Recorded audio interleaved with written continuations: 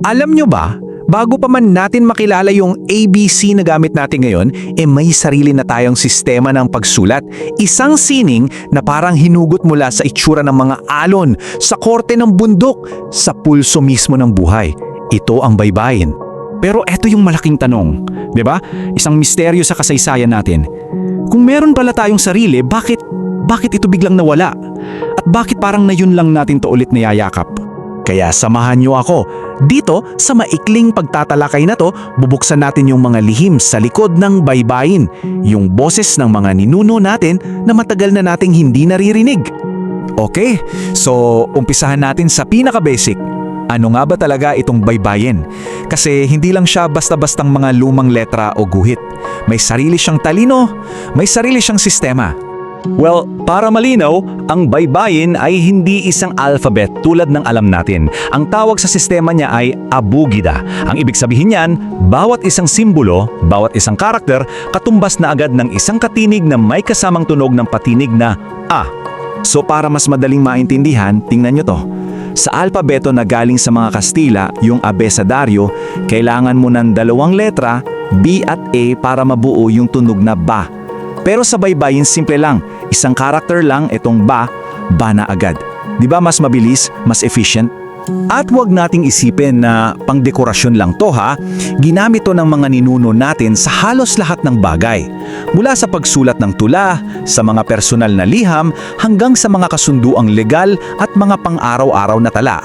Actually, sabi ng mga historiador, sobrang taas daw ng literacy rate noon.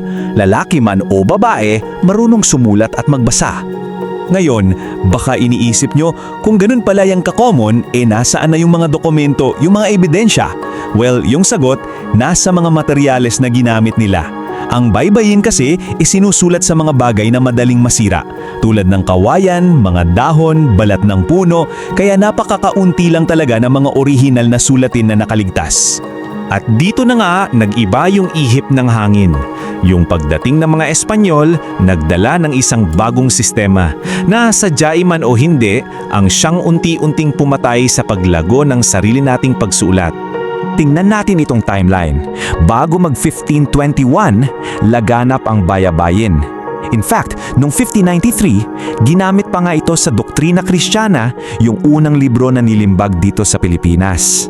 Pero pagdating ng 1700s, unti-unti nang nag-dominate yung alpabetong Latin. At pagsapit ng 1900s, ayun na, halos wala nang nakakaalala. Ang tanong talaga, bakit? Bakit kailangan palitan ng isang bagay na matagal nang gumagana at parte na ng kultura? Ano talaga yung dahilan? Yung pinakaugat ng lahat, isang salita, kontrol.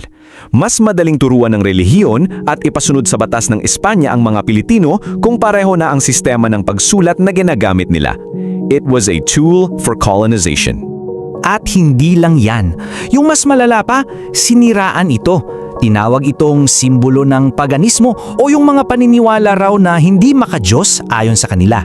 Dahil sa takot at kahiyan, hindi na siya itinuro sa mga bata hanggang sa, ayun na nga, unti-unting naglaho sa kamalayan ng marami.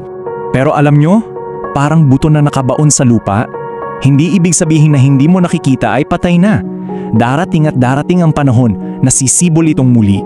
Kasi sa loob ng napakatagal na panahon, ang akala ng lahat, patay na ang baybayin. Isa na lang siyang artifact sa museum, isang alaala ng nakaraan. Pero ang katotohanan pala, mas makapangyarihan doon. Hindi kailanmang namatay ang baybayin. Pinatahimik lang ito. At yung mga naging tagapangangalangan nito, sila ang mga katutubo natin.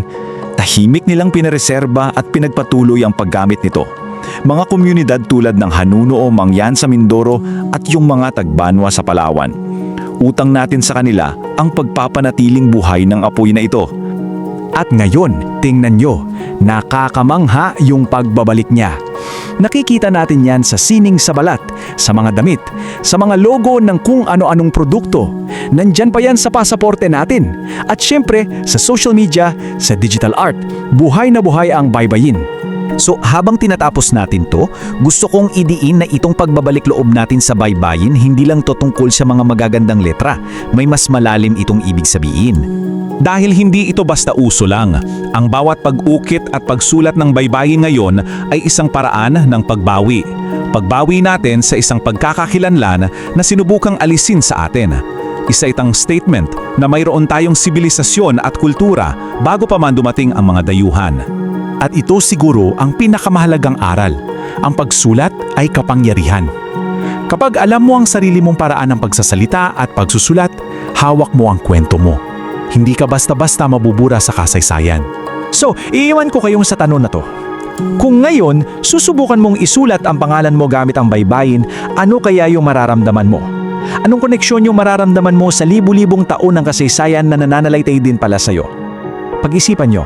Kung nagustuhan mo ang kwentong ito, huwag kalimutang i-like ang video, mag-subscribe at i-on ang notification bell para sa iba pang alamat at kwentong bayan. I-share mo rin ito para mas marami pang Pilipino ang makaalala ng kagandahan ng ating mga kwento.